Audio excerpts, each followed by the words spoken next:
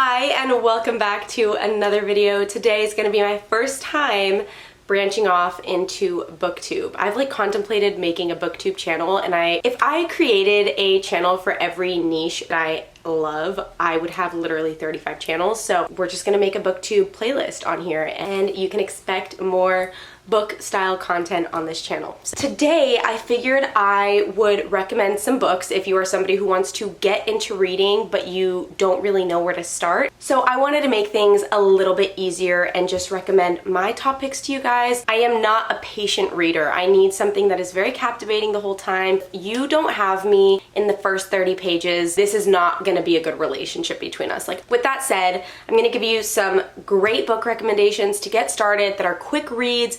And if they're not as quick and they're longer, they're going to be so juicy the whole way through. I will also make sure to put different links for all of these books in the description box, and it'll also be in my Amazon storefront at any time with the title Books to Get You Started. The first book we're going to talk about is The Silent Patient by Alex Michaelides. This book is really crazy and has a huge plot twist that I don't think really anyone saw coming. This book is about a woman named Alicia Berenson who is just wildly in love with her husband, but comes home from work one day and shoots him 5 times in the face, where he is tied and bound with wires to a chair. A super heinous act. And after this event happens, she goes completely mute and ends up in a psych ward. Nobody has been able to get her to speak for years at this point. So she refuses to talk. She's not giving any explanation. She ends up in a psych ward. And after a couple of years, people sort of just forget about this case, and it kind of leaves as this mystery as to why did she do it. And then a criminal psychotherapist named Theo comes into the picture, and he's very captivated by her. He's like,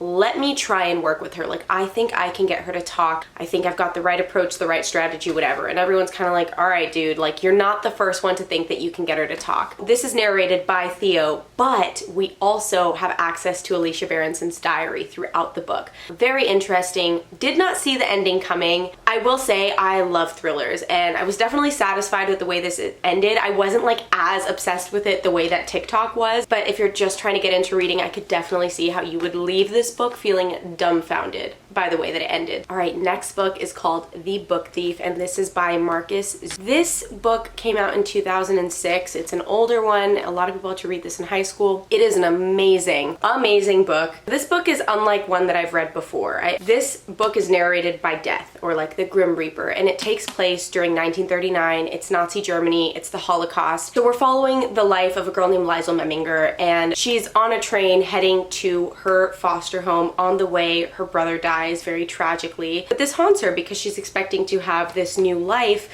with her brother, and now he is very quickly taken out of the equation. While his body is being buried, she finds a book in the snow, and the book is called The Gravedigger's Handbook, and this is the first book that she ever steals. I don't really want to give anything away, but you're following the life of a young girl growing up in a foster home who's growing actually incredibly close to her foster family, and they've taken her in and really loved her, but they end up hiding a Jewish man in their basement. Following this really heartbreaking time through the lens of death, watching a young girl grow up. She's growing close with the young Jewish man that's hiding in her basement, also trying to be aware of the raids that are beginning to happen in Germany because the Russians are coming to bomb them. It's so crazy, and I feel when I read the inside of this book, I was I don't really understand, but along the way she starts stealing all these books, and all these books become a part of her story, and that's all I can really say. This is one of my favorite books I think that I've ever read in my life at this point.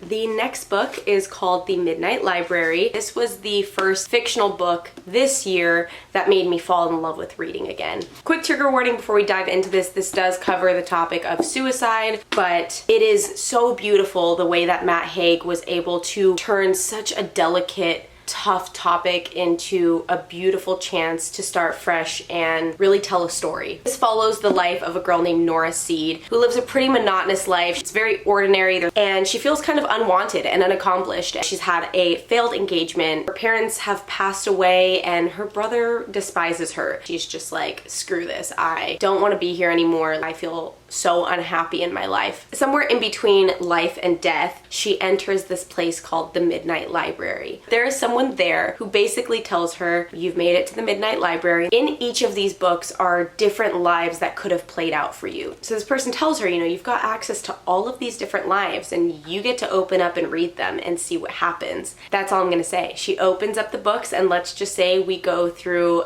a different version of her several times, different versions of herself that could have played out. Kind of makes you question all the different ways, the butterfly effect of life, of how one decision can change everything. And there's so many lessons to be learned in this book as well. Highly recommend it. I mean, Matt Haig, chef's kiss. This is my favorite book I think of all time. This next book is called The Invisible Life of Addie Larue by V.E. Schwab. I finished this book maybe 2 months ago at this point, and I'm still missing these characters. If there's any book that you're gonna grab after this, please try to read The Invisible Life of Addie Larue. So this is following the life of, you guessed it, Addie Larue. It starts off in 1714, so this is kind of a historical fiction. She is desperately trying to run away from something that is happening in her life that she wants no part of. She's basically what she feels fighting for her life, and in the night makes a prayer to darkness itself. Darkness responds, and she says to him, I want to live. I have so much to live for. I have so much to do. What do I have to do that? And he says, okay, I can help you live forever. Yeah, just let's seal it with the kiss. And in a moment of desperation, she seals the deal. And in that moment, he vanishes into thin air. And as she goes on about her day, and she goes to her house and she realizes her parents don't remember her. None of her neighbors or friends remember her. So now at this point, she has made a deal with darkness to live forever. We follow her all throughout the 1700s, and we bounce between that time and all of her different lives through the 17, 18, 1900s, all the way to the 2000s, where she is in a hidden bookstore in New York City, and she is remembered for the first time after like 350 years. You will spiral into a chaotic story of love and kind of leaving your mark and your legacy in the world when you have no way to leave your legacy. She writes and it disappears. She paints, it disappears. In pictures, she's blurry. It is so beautiful. I will recommend this book 1,000,000 times over. Please read The Invisible Life of Addie Larue. Okay, next book we're going to talk about is also very, very widely acclaimed, and this is going to be Verity by Colleen Hoover. I was not prepared. I was not prepared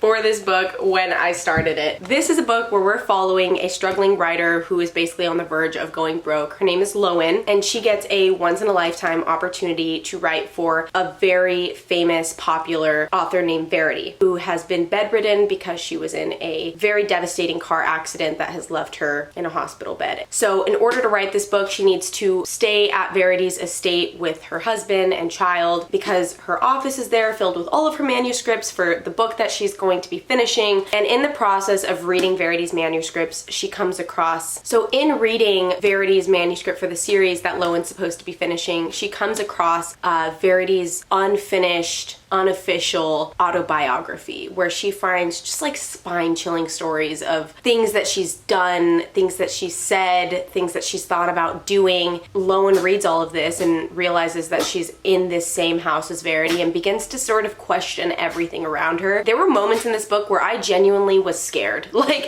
I'd be reading it alone at night. Ryan might have not come home that night, like until a little bit later, and I was freaking spooked. Colleen Hoover did an amazing job writing this and making you really love and hate characters. It is a romance, which I believe is what Colleen is most popular for, but it's very much so a thriller, and like it's like 70% thriller, 30% romance in my opinion. The ending is something that I don't think anyone saw coming. There's just no way you could have predicted this, and there are teams questioning the ending, like, are you team manuscript or are you team Verity? I promise that's not a spoiler because I was like, what does that mean? I don't know what you mean by am I team manuscript or team Verity. You will know at the end, and if you read this, come back to this video and let me know what team you were. That is all the time I have for my books to start off with. Like I said, I will have all of these linked in the description box and in my Amazon storefront. Thanks so much for watching, and I'm so excited to be starting BookTube. I hope you guys are just as excited about this as I am. Okay, see you guys next time. Bye.